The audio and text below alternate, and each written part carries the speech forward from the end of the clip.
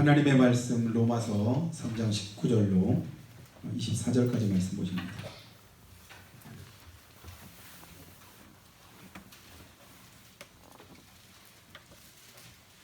로마서 3장 19절로 24절 말씀을 제가 봉독하겠습니다.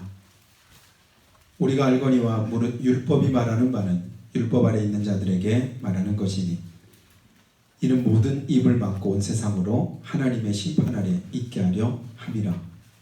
그러므로 율법의 행위로 그의 앞에 의롭다 하심을 얻을 육체가 없나니 율법으로는 죄를 깨달음이니라. 이제는 율법에 하나님의 한 의가 나타났으니 율법과 선자들에게 증거를 받은 것이라. 곧 예수 그리스도를 믿음으로 말미암아 모든 믿는 자에게 미치는 하나님의 의니 차별이 없느니라. 모든 사람이 죄를 범했음에 하나님의 영광에 이르지 못하더니 그리스도 예수 안에 있는 성령으로 말미암아 하나님의 은혜로 값없이 의롭다 하심을 얻은 자 되었느니라. 아멘. 오늘도 하나님 앞에 나오신 사랑 가정마다 우리 하나님의 크신 복이 충만히 임하시고 복된 한 주간 되시기를 예수님으로 축복합니다. 눈으로 인사합니다. 잘 오셨습니다. 사랑합니다.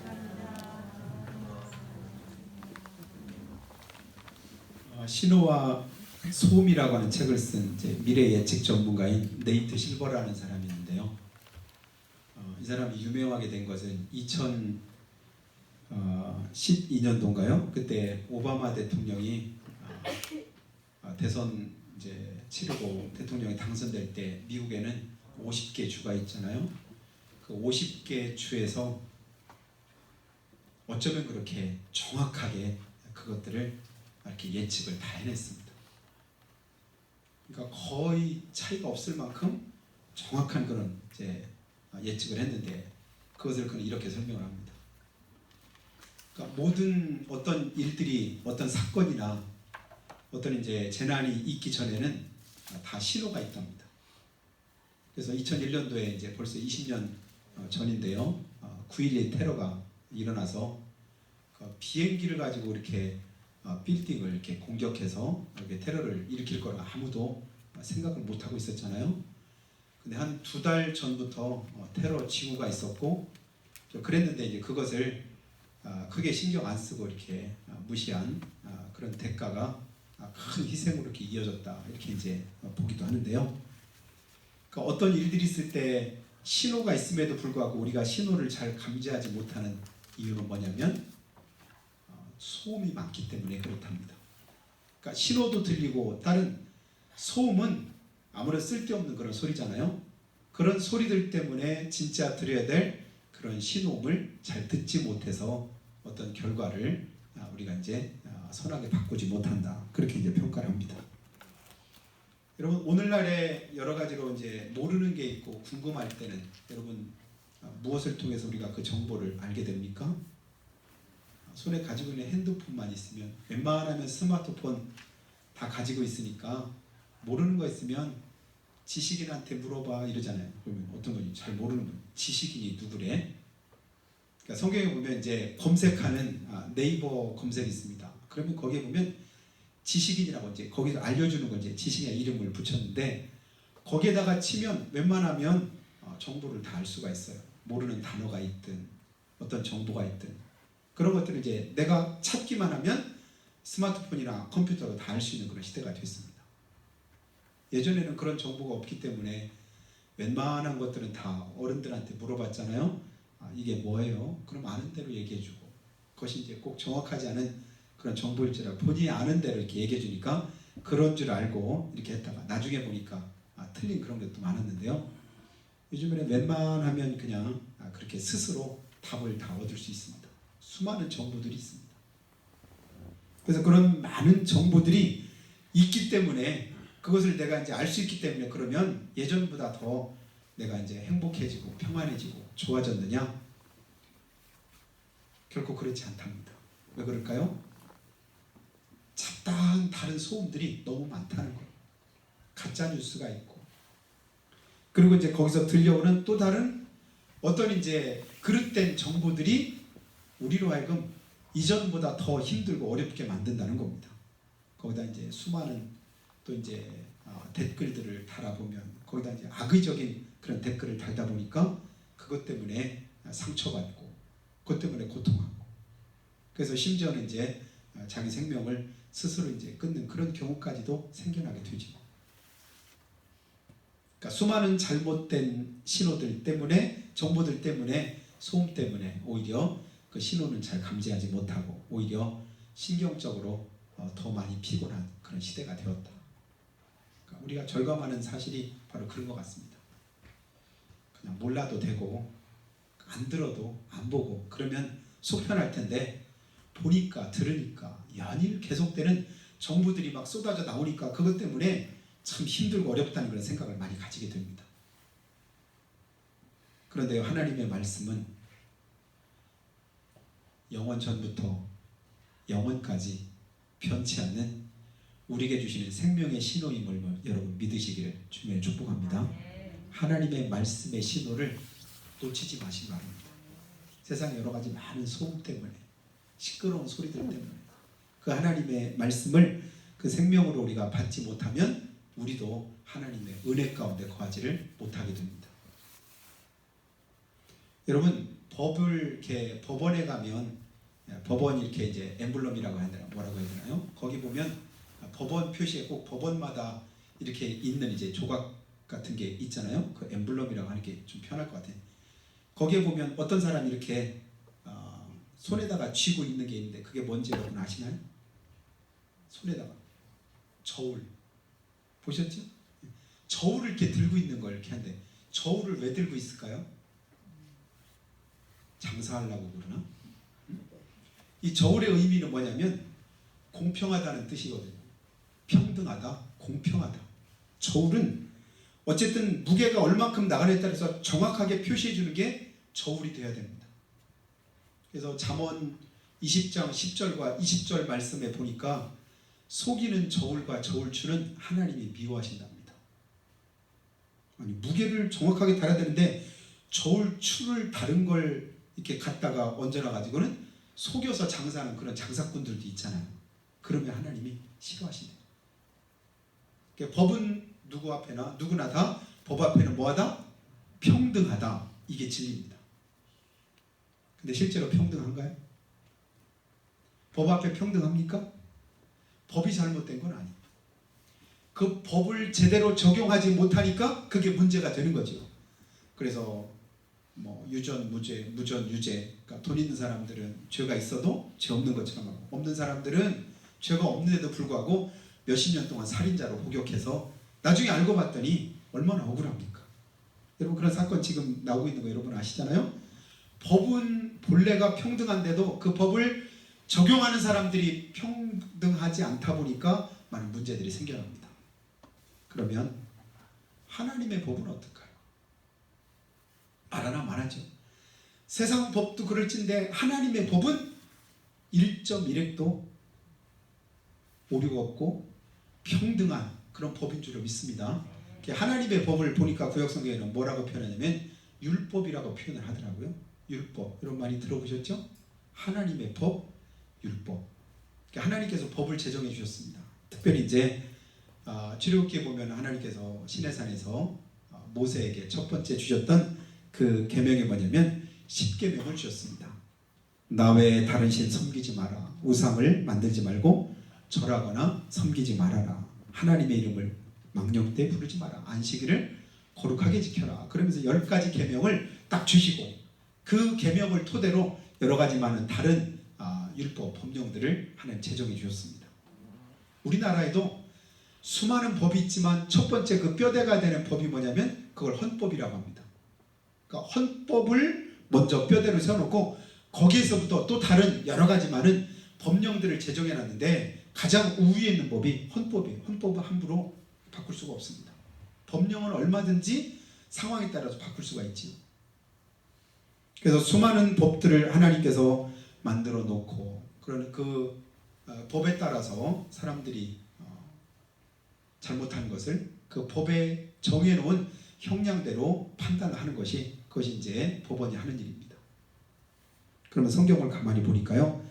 하나님의 법은 여러분 하나님의 법에 이미 판결이 이미 다 정해져 있더라고요. 하나님의 법을 어기면 결국 그 판결은 얼만큼 나올 수 있을까요? 누구나 다 예외 없이 볼 것 없이 뭐냐면 사형입니다. 하나님의 법을 어긴 결과가 뭐라고요? 사형이에요. 에덴 동산에서 모든 실과 다 따먹어도 되지만 이 선악을 알게 하는 동산 중앙에 있는 나무 실과만큼 먹지 마라. 먹는 날에는 정령 죽으리라. 이게 하나님의 법입니다. 근데 아무리 그래도 하나님 다른 것도 아니고 그 과일 하나 따먹었는데 그거 가지고 죽다니요. 그럴 수 있잖아요. 그렇죠? 아니 사람을 때린 것도 아니고 도둑질을 한 것도 아니고 패 죽인 것도 아니고 그 과일 하나 따먹었다고 하나님 죽습니까? 근데 실제로 마귀는 뱀을 통해서 역사할 때 뭐냐면 먹어도 안 죽는다. 진짜 안 죽는다. 결코 안 죽는다. 거짓으로 속이지만 그러나 결국은 하나님의 말씀대로 그 영혼이 죽습니다. 죄를 범하는 순간 그 죄로 인해서 영혼이 죽습니다. 하나님과 분리됩니다. 에덴 동산에서 더 이상 거기서 살 수가 없습니다. 쫓겨납니다. 저주가 임합니다. 여러 가지 많은 그런 세상의 고통이 그 죄로 말미암아 그 과일 하나 따먹은 그 결과로 미치게 되는 것을 우리는 봅니다. 그리고 그 죄가 지금까지도 계속 흘러와서 그 죄로 인한 그 결과가 뭐냐면 죽음이고 사형입니다. 그것도 그냥 한 번 죽는 게 아니라 영원한 죽음입니다. 그걸 성경에서 그렇게 가르쳐주고 있습니다. 여기까지만 들으면 우리 모두는 소망 없는 사람들입니다. 이미 우리 영혼이 죽었어요. 영원한 지옥을 피할 길이 없습니다. 근데 감사한 건 뭐냐면 여러분 이런 말 혹시 들어보셨나요? 집행유예 들어보셨나요? 죄가 없는 게 아니에요. 죄를 지었습니다. 당신이 지은 죄로 이만큼의 당신은 죄값을 치러야 됩니다. 그런데 그 형 집행을 뒤로 밀어주는 걸 뭐라 하냐면 유예입니다. 제가 가만히 영적으로 한번 곰곰이 생각해 봤습니다. 우리가 다 죄인이다. 우리는 이미 그 죄로 말미암아 죽어 마땅하다. 지옥 갈 사람들이다. 근데 성경 안에 보니까 여러분 옆에 사람 한번 보세요. 죽었나 살았나. 성경에서 하나님의 말씀을 어기고 그 말씀을 지키지 않으면 죽었다고 하는데 옆에 분이 죽은 것 같아요? 사는 것 같아요? 어느 누가 죽은 것 같아요? 다 살아있는 것 같으죠. 근데 가만히 생각하니까 우리 모두는 다 집행유예를 살고 있는 사람 아닌가 이런 생각을 제가 해보게 되었습니다. 어느 때까지요? 죽을 때까지는 하나님이 성경에 말씀한 그 율법에 정한 그 형벌을 집행을 유예를 해주셨습니다. 근데 죽고 나면 그때는 얄짤이 없습니다. 조금 제가 좀 이제 뭐한 말을 써서 죄송하긴 한데 죽고 나면 그 다음에는 선택의 여지도 없고 그냥 어떤 이제 여지가 전혀 없이 하나님은 그대로 집행을 하시는데 죽을 때까지는 우리의 형 집행을 하나님 뭐 하셨다고요? 유예해 주셨다. 근데 성경 말씀 그대로 우리가 보니까요. 하나님의 법을 우리가 이제 어길 때 어떻게 되느냐. 오늘 23절 말씀 보면 모든 사람이 다 죄를 범하였다. 좀 앞에 있는 성경 여러분 폈으니까 보면 10절 말씀에도 보면요. 의인은 없나니 하나도 없더라. 그 다음 이어서 계속 하시는 말씀이 깨닫는 자도 없고 하나님을 찾는 자도 없고 선을 행하는 자도 없도다. 그럼 18절에 뭐래요? 그들이 눈앞에 하나님을 두려워함이 없도다. 아무리 하나님이 말씀하시고 그 법을 정하셔도 하나님에 대한 두려움이 없다 보니까 뭐예요? 여전히 자기가 하고 싶은 거 다 하는 거예요. 악을 행하고 죄를 범하고 자기 욕망을 쫓아 행하고 본능대로 행하고 그래도 전혀 왜냐하면 아직 괜찮은 거예요. 아직 내 죄가 드러나지 않은 거예요. 내 죄에 대한 형벌이 아직 내게 임하지 않은 거예요. 그러니까 괜찮다고 생각합니다. 여러분 계속 그렇게 괜찮다 어느 때까지 괜찮아요? 하나님이 형 집행을 미루시는 것을 그치는 때까지는 괜찮습니다. 그러나 그때 가면 집행을 그치시는 그때는 피할 길이 없죠. 그래서 성경대로 율법대로 하나님의 정하신 법대로 하면 우리는 뭐예요? 사형수입니다. 영원한 죽음을 피할 길이 없는 그런 사람들입니다. 근데 하나님이 한번 이렇게 딱 정하시면요, 지금 우리가 살고 있는 세대는 누가 봐도 분명 이 사람은 이런 죄를 지었는데 판결이 났어도 그 다음에 항고도 하고 항소도 할 수 있습니다. 그래서 대법원에서 판결을 하기 전까지는, 그때까지 몇 년이 걸리면 그때까지는 아직은 죄라고 확정을 못하는데, 성경대로 보면 하나님은 너 죄인이다, 사형수다 그러면 그것으로 끝이에요. 그것으로 확정된 겁니다. 그래서 우리는 다들 뭐한 사람이다? 지옥 갈 사람이고 죽어 마땅한 죄인들이다. 여러분, 이런 영적인 상태를 우리가 분명히 알고 그 다음에 하나님의 말씀을 다시 봐야 됩니다. 이 사실을 전제하지 않고는 내가 예수 믿는 것이 얼마나 큰 은혜고 축복인가를 제대로 깨닫지 못하고, 왜 신앙생활을 하나님 앞에 바로 해야 되는지도 우리가 잘 알지를 못합니다. 우리 모두는 뭐한 사람? 죽어 마땅한 사람, 하나님의 법을 어긴 사람. 선악과 따먹은 것과 똑같이로 그것뿐입니까? 아담과 하와는 그냥 선악과 따먹고 그 이후에 다른 그들이 어떤 죄를 지었다, 어떤 불순종을 행했다, 그런 말씀이 성경 안에 없어요. 했는지 안 했는지 모르지만 우리는 수없이 많은 죄들을 또 짓고 선악과를 따먹는 것 같은 그런 이제 똑같은 불순종을 행할 때가 얼마나 많은지 모릅니다. 그런데 하나님께서 우리에게 은혜를 베푸셔서 긍휼히 여기셔서 하나님이 나를 불쌍히 보시고 뭐 하셨어요? 내 죄를 속해 주셨습니다. 오늘 말씀해 보니까 그것을 속량이라고 하는 단어로 하나님이 이제 표현을 하고 계시는데요. 우리 주님께서 우리의 죄를 뭐 하심으로? 속량하심으로. 그래서 25절 말씀 보니까요, 이 예수를 하나님이 그의 피로서 믿음으로 말미암는 화목제물로 세우셨으니. 그래서 우리를 속량하시고 화목제물이 되게 하심으로 우리가 지은 모든 죄를 대신해서 예수님이 값을 지불하셨다. 내가 죄 지은 건 분명하고 그것을 부인할 수가 없는데, 근데 나를 의롭다고 하시고 내 안에 있는 죄들을 이제 다 없이 하셨다고 말씀하시는 그 이유는 뭐냐면, 내 모든 죄값을 누구에게요? 예수님에게 대신 치르게 하셨다. 그래서 그를 믿는 자마다 다 구원을 얻으리라. 이것 또한 하나님이 새롭게 정하신 법입니다. 그래서 누구든지 그리스도 안에 있으면 새로운 피조물이라. 새로운 피조물이라. 이전 것은 지나갔으니 보라 새 것이 되었도다. 나를 새롭게 하셨습니다. 새로운 피조물로 바꾸어서 만드셨습니다. 그리고 오늘 이 자리에 주님께서 우리를 세우신 줄로 믿습니다. 우리 영혼을 대신해서 피 흘려 죽으시고 그 피값으로 사신 분, 그분이 누구라고요? 우리가 믿고 있는 주 예수 그리스도, 그분이 우리의 구주이심을 믿으시기를 예수님의 축복합니다. 내 죄를 대신 속하신 분, 죽어 마땅한 나를 대신해서 죽어주신 분. 그런데 우리가 너무 자주 이 사실을 잊어버리고 살아갈 때가 많이 있는 것 같습니다. 나를 대신해서 누가 죽으셨다고요? 하나님의 아들이신 예수님이 죽으셨습니다. 여러분, 예수님하고 나하고 여러분 생명의 가치를 비교할 때 어느 만큼 가치가 있을까요? 예수님의 생명에 내 자신의 생명을 같이 비교할 때 내 생명의 가치가 예수님께 얼만큼 될까요? 고양이의 생명하고 사람의 생명하고 가치 기준이 얼만큼 차이가 날까요? 어떤 분이 그냥 생명에 위중한 그런 상황에 빠졌을 때 구조대원이 와가지고 그를 간신히 구조했습니다. 근데 간신히 그 사람은 구조하고 구조대원은 그냥 그 사람을 구조하다가 목숨을 잃고 말했습니다.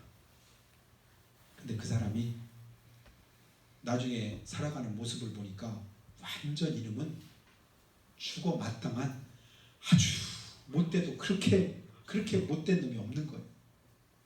뭐 살인자요, 포행자요, 그리고 다른 사람들 앞에 하등의 어떤 유익도 없는 천하의 몹쓸 그런 아주 못된 짓만 골라서 하는 거예요.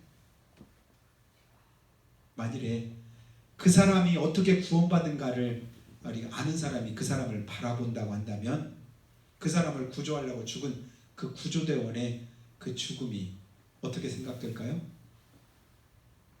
얼마나 아까울까? 얼마나 헛될까? 얼마나 기가 막힐까?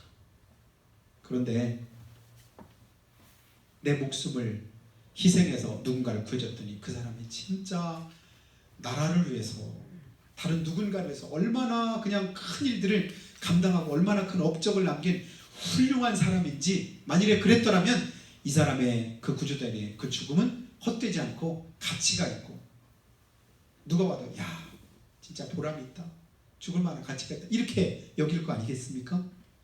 주님이 오늘 우리에게 그걸 요구하십니다. 나를 대신해서 피 흘려 죽으신 우리 주님, 그 피값으로 나를 사시고 내가 뭐 하기를 원하시냐면 하나님의 말씀대로 믿음 안에 거하기 원하시고 주님 영광 드러내기 원하시고 하나님의 뜻을 이 땅에서 이루기를 주님이 원하십니다. 피값으로 구원하시고 그 피값에 걸맞는 삶을 주님이 우리에게서 요구하시고 계십니다. 근데 여전히 내가 살아가고 있는 그런 모습이 그렇지 않다고 할 때 주님이 나를 보시면 얼마나 안타까우시고 얼마나 마음이 아프실까. 내가 너를 대신해서 피 흘려 죽기까지 했는데, 내 모든 것 다 내어주었는데, 내 몸을 받아 먹으라고 했고 내 피를 받아 마시라고 하고 그 사랑을 내가 베풀었음에도 불구하고 내 삶이 하나님의 뜻과는 전혀 상관없이 오히려 마귀 앞잡이 노릇만 하고 있다고 한다면 참으로 나는 가치 없는 그런 인생이 되고 말 것입니다.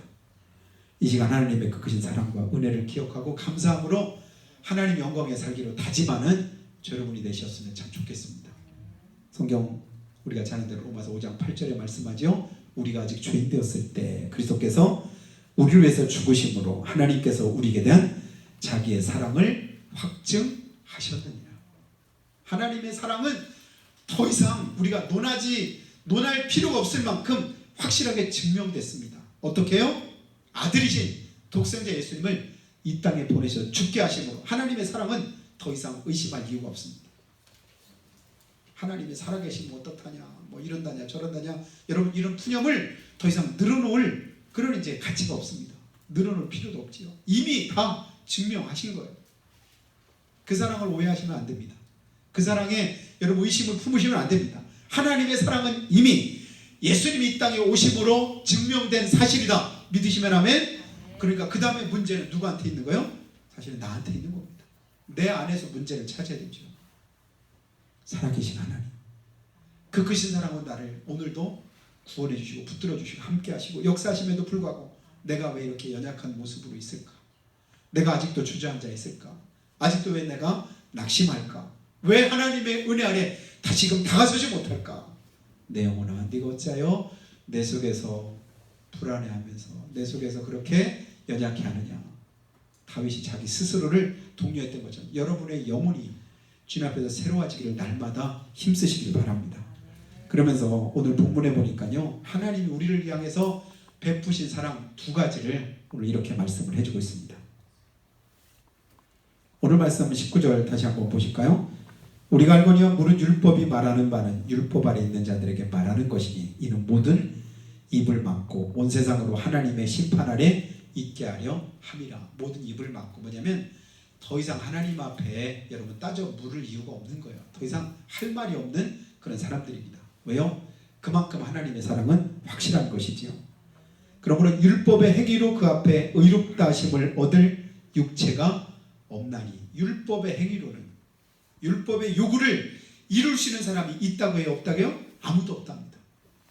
그러니까 모두가 다 절망적이고 모두가 다 어찌할 수 없는 그런 이제 사형수의 그런 이제 신분인 것을 주님 말씀합니다.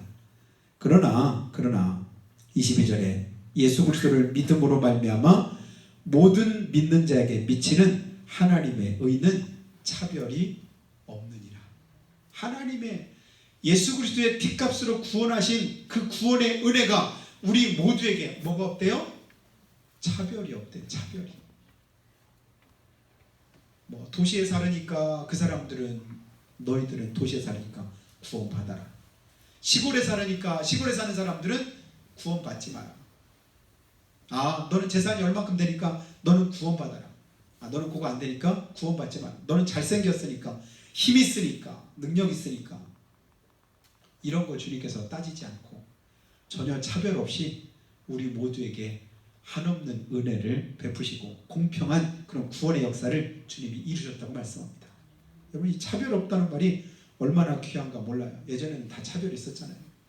조선시대만 해도 우리나라에 남녀 차별이 있었고, 양반과 상놈의 차별이 있었고, 있는 자 없는 자의 차별이 있었고, 여러 가지 많은 수많은 그런 차별들이 있었습니다. 인종의 차별도 지금까지도 여전히 계속되고 있는 그런 모습들을 봅니다. 그러나 그것은 성경적인 바른 가치관이 아닙니다. 그러니까 성경은 그렇게 하지 않는데도 불구하고 사람들이 그렇게 잘못 행함으로 하나님의 뜻을 거스리고 있는 것을 우리가 보게 되는데요. 자, 하나님께서는 차별 없이 우리 모두를 다 뭐하게 하셨다? 구원해 주셨다. 구원해 주셨다. 뿐 아니라 또 뭐하게 구원하셨냐면 우리로 하여금 내가 행한 것이 아무것도 없음에도 불구하고 하나님께서 우리 안에 24절 말씀 보면요, 그리스도 예수 안에 있는 속량으로 말미암아 하나님의 은혜로 값없이 의롭다 하심을 얻게 하셨다. 뭐 없이요? 값없이. 내 공로 없이, 내가 행한 것 없이. 너 얼만큼 했으니까 너는 구원이야. 얼만큼 못했으니까 너는 구원받지 못해. 그래서 불교인들처럼 너는 뭐 1,000배 드렸고 뭐 1만 배 드렸고 그랬으니까 너는 뭐 부처가 되고, 또 그거 못했으니까 너는 안 돼. 뭐 이런 것이 아니라 하나님 우리의 행한 바 의로운 행위가 아니라 거저 주시는 바 은혜의 선물로 우리를 구원해 주셨습니다. 값없이. 여러분, 특별히 이제 차별이라고 하는 말, 이것은 모두에게 좋지 않은 말인데요. 그래서 이제 우리나라에서 몇 년 전부터 계속해서 만들고 싶어하는 법이 있습니다. 무슨 법? 차별금지법. 이것만 놓고 보면요, 굉장히 좋은 그런 차별금지법, 이 말 용어 자체로는 굉장히 좋은 법이에요. 차별을 금해야 된다. 그렇죠? 성경에도 보니까 하나님의 구원에 차별이 없다고 했는데 차별 금지하자. 근데 문제는 뭐냐면 거기에 독소 조항이 있기 때문에 그렇습니다. 성경에서 말하고 있는 차별하고 지금 우리나라에 만들고자 하는 그런 차별금지법은 차이가 있는 거예요. 여러분, 천하 인간의 구원을 얻을 다른 이름을 우리에게 주신 일이 없다고 사도행전 4장 12절에 말씀합니다. 믿는 분만 하면 주 예수를 믿으라, 그리하면 너와 내 집이 구원을 얻으리라고 사도행전 16장 31절에 말씀합니다. 믿으시면 아멘. 여러분, 지금 뭐 했냐면 차별하는 법을, 여러분이 차별 금지하는 법을 위반했습니다.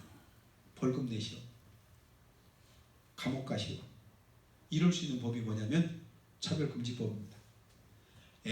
모든 종교가 가는 길은 각각 다 달라도 구원이라고 하는 그 구원에 이르는 길은 똑같다. 산봉우리 꼭대기가 이게 구원이라고 할 때 산을 등산을 해도 한 길로만 등산하냐?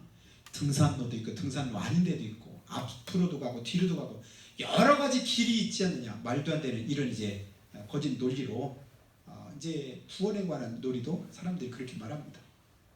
예수 믿어야만 구원받, 천하인간의 구원 얻을 다른 이름 성경에 주신 일이 없기 때문에 예수 믿어야 구원받습니다. 예수님만 우리의 구주십니다. 이 말을 못하게 하는 그러니까 전도에 문이 막히죠. 그러면 다른 종교를 차별했다는, 차별입니까? 그것은 차별이 아니라 구별이죠. 아멘. 동성애자들, 동성애를 하든 소돔과 고모라가 멸망한 가장 큰 죄 가운데 대표적인 죄가 성경에 보면 동성애잖아요. 그러니까 그것 때문에 많은 질병들이 오고 에이즈의 주범이 뭐냐면 동성애다. 그런데요, 법이 아직 제정이 안 됐는데도 불구하고 학교에서 그런 것들을 가르치면 지금 굉장히 여러 가지 많은 불이익을 당합니다. 그런 말을 아예 하지 못하게 하고 이미 학교에서는 교과서나 이런 데다가 그런 것들을 이미 바꿔버렸답니다. 법도 제정되기 전인데도 불구하고. 왜 그렇게 할까요? 공산화가 이루어질 때 가장 먼저 시행되는 게 뭐냐면 교회를 이렇게 없이 하는 겁니다. 왜냐하면 성경적인 가치관 안에서는 공산주의나 사회주의가 발붙일 수가 없거든요. 왜냐하면 성경에 맞질 않으니까. 그래서 제일 먼저 하려고 뭐냐면 교회를 무너뜨려야 되는데, 뭐 영국이 오래전에 사회주의로 공산주의로 될 그런 이제 위기가 있었다고 해요. 근데 될 듯 되다가 결국 안 된 게 뭐냐면 그들이 가지고 있던 기독교적인 사상, 성경 때문에. 그래서 이제 다른 곳으로 이렇게 옮겨가게 됐는데, 야, 어떻게 하면 교회를 그러면 무너뜨릴 수 있을까?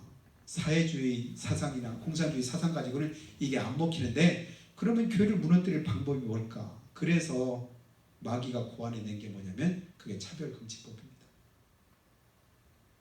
이런 법들이 시행된 그런 유럽이나 여러 나라들이 기독교가 다 어떻게 되냐면 생명력을 잃어버렸습니다. 그렇게 좀 전에 제가 말한 것처럼 성경적인 복음을 가르치면 이 법을 위반하는 게 돼가지고 붙잡혀가고 벌금을 물고 감옥을 살고 이런 그런 시대가 되어져 버렸습니다. 그래서 그러다 보면 교회가 자연스럽게 복음의 문이 닫히고 생명력을 잃어버리고, 그러다 보면 이제 자기들이 원하는 그런 세상을 만들어갈 수 있죠. 그 배후가 뭐예요? 그게 바로 원수 마귀인 줄 믿습니다. 어쨌든 복음을 가로막는 그 주 범인은 누구냐면 마귀인 것을 우리가 알기 때문에 그렇죠. 그럼 이런 차별금지법이 아니라 무슨 금지법? 구별하는 걸 금지해라. 뭐 힘 있는 사람, 없는 사람, 뭐 정상적인 사람, 비정상적인 사람, 이런 사람들을 구분만 그냥 하라는 것 뿐이지요. 차별하라는 것이 아니라. 근데 자꾸만 차별하다 보니까 문제들이 생겨나는 거예요. 뭐 교회가 왜 비대면으로 드리라, 대면으로 드리라, 교회가 어쩌고 저쩌고 많은, 그럼에도 불구하고 교회가 계속해서 뭐 정부에 대해 그런 소리를 내는 이유는 뭘까요? 우리를 특별 대우해달라는 게 아니다. 다만 차별 대우하지 마라 이 얘기입니다. 모든 기준을 다른 데 하는 것처럼 똑같이 같은 기준으로 하면 우리가 그대로 다 하겠다. 근데 어느 식당이든 아니면 어느 이제 기관이든 이런 곳에 확진자가 생겨나면 그러면 교회에 적용하는 것처럼 똑같이 적용을 하냐? 아니지 않느냐? 왜 근데 교회만 그렇게 가혹하게 하느냐? 근데 계속 이제 그런 부분들 얘기해도 잘 이제 되지 않고 통하지 않는 그런 모습들을 우리가 이제 보게 됩니다. 그러면서는 이제 다른 이제 차별과 구별을 이제 모호하게 해가지고 교회를 낙인 찍어서 조그만 어떤 문제가 있으면 계속 그냥, 그래서 뉴스가 듣기가 참 짜증이 나고, 어떤 이제 검색을 교회 말 이런 말만 들으면 좋은 말로 이렇게 쓰여진 그런 기사들 제가 본 일이 없습니다. 그래서 가능하면 이제 안 보려고 해요. 그래서 기도만 계속 할 뿐인데요. 여러분 위에서 기도하시기 바랍니다. 우리나라도 차별금지법이 통과되는 날에는 참 우리가 생각하는 것 이상으로 끔찍한 어떤 일들이 이 나라에도 일어날 줄 믿습니다. 그래서 더 기도하고 눈물로 기도하고 애타게 하나님의 은혜를 구하면서 우리가 기도해야 될 줄 믿습니다. 예수님 외에는 다른 구원자가 없습니다. 지금은 자신 있게 이렇게 말하지만 그렇게 말하지 못하는 나라들이 얼마나 많은지 모릅니다. 주님은 우리에게 차별 없이 우리에게 구원을 베풀어 주셨다. 그리고 두 번째 아까 말한 대로 24절에 값없이 우리를 구원해 주셨다. 값없이. 값없이라는 말이 무슨 말이죠? 내가 어떤 대가를 지불하지 않았는데도 불구하고 하나님께서 전적인 은혜를 내게 베푸셨다. 이 얘기입니다. 구원을 돈 주고 산다면 구원받을 사람들이 다 정해져 있겠죠. 구원을 힘으로 이렇게 얻는 것이라고 한다면 힘 있는 사람만 구원을 받을 수 있겠죠. 그러나 우리 모두에게 값없이 베푸시는 하나님의 은혜는 우리 모두가 다 예수를 믿기만 하면 다 뭐 한다고 약속하셨어요? 구원해 주신다고 약속하셨습니다. 그리고 대가는 누가 지불하셨죠? 우리 예수님이 지불을 해주셨습니다. 죄 없이 피 흘리셨습니다. 채찍에 맞으셨습니다. 조롱당하셨습니다. 모욕을 당하셨습니다. 능욕을 겪으셨습니다. 부끄러움과 수치를 다 당하셨습니다. 여러분 죄짓고 얼굴 당당하게 내미는 사람들 누굽니까? 그 사람들은 정상적인 사람이 아니죠. 죄를 지은 사람은 누구나 다 부끄럽습니다. 고개를 숙입니다. 얼굴을 가립니다. 마스크로 가리든 모자로 가리든 어쨌든 그냥 누가 알까 싶어가지고 고개를 푹 숙이게 되어져 있습니다. 우리가 그런 죄인임에도 불구하고 그 죄의 형벌을 받아야함에도 불구하고 우리 예수님께서 대신해서 십자가에서 그 모든 대가를 다 지불하시고 그리고 우리를 구원해 주셨습니다. 값 없는 그 구원을 우리에게 주님이 주신 것 다시 한번 기억하고 에베소 2장 8절에 말씀한 대로 너희가 그 은혜로 인하여 믿음으로 말미암아 구원을 얻었나니. 그래서 구원은 값없이 무엇을 얻는다고요? 믿음으로 얻습니다. 근데 그 믿음이 하찮은 믿음이 아닌 거예요. 하나님의 말씀이 살아있음을 믿고 그 말씀이 진짜 생명이심을 믿고 하나님이 말씀하신 그대로 우리가 순종해서 행할 때 하나님의 뜻이 내 안에서 이루어질 줄로 믿고 그대로 행한 이상 이게 진짜 믿음의 삶이죠. 그래서 지난주에 이제 믿음 생활 예수 똑바로 믿읍시다 한 게 뭐냐면 그냥 어영부영 우리가 아는 대로 그냥 예수 믿습니다 이런다고 믿는 게 아니지요. 그 말씀대로 살려고 하고 뜻대로 살려고 하고 하나님의 말씀 안에 온전히 거하려고 하는 그런 이제 삶을 살아갈 때 값없이 주신 하나님의 은혜를 우리의 삶을 통해서 값지게 드러낼 수 있는 것입니다. 피값으로 구원받은 저 여러분, 주님의 그 피값을 우리의 삶을 통해서 드러내는 이번 한 주가 될 수 있기를 주님으로 축복합니다. 1월은 이제 다 지나갔고 2월달 새롭게 맞을 때 하나님 그 은혜를, 그 가치를, 그 축복을 우리의 삶을 통해서 증명하고 드러낼 수 있는 귀한 저 여러분의 삶이 되시기를 예수님의 이름으로 축원합니다. 우리가 전부 기도할 때요, 우리 자기 스스로 구원 얻을 육체가 하나도 없다고 성경은 이렇게 말씀합니다. 의인은 없나니 하나도 없고 모든 사람이 다 죄를 범하였음에 하나님의 영광에도 이르지 못하게 되었다고 말씀합니다. 그러나 은혜 풍성하신 하나님께서 에베소서 3장 20절에 말씀한 대로 우리 가운데 역사하시는 능력대로 모든 것에 다 넘치도록 능히 하실 그분께서 우리를 구원하셨음을 말씀합니다. 우리에게 가장 귀한 구원을 값없이 차별없이 허락하신 우리 하나님, 그 은혜 아래서 믿음 가지고 세상도 이기고 또 죄악도 이기고 거짓과 불신도 이기고 승리할 수 있는 우리 삶이 되도록 주님의 은혜 베푸셔서 이번 한 주간 그리고 2월 한 달 동안도 믿음 안에 승리하는 귀한 축복이 있도록 역사해 주시옵기를 한 목소리로 고백하며 기도드리겠습니다. 살아계신 우리 아버지 하나님, 차별 없이 우리를 구원해 주시고 아버지 값없이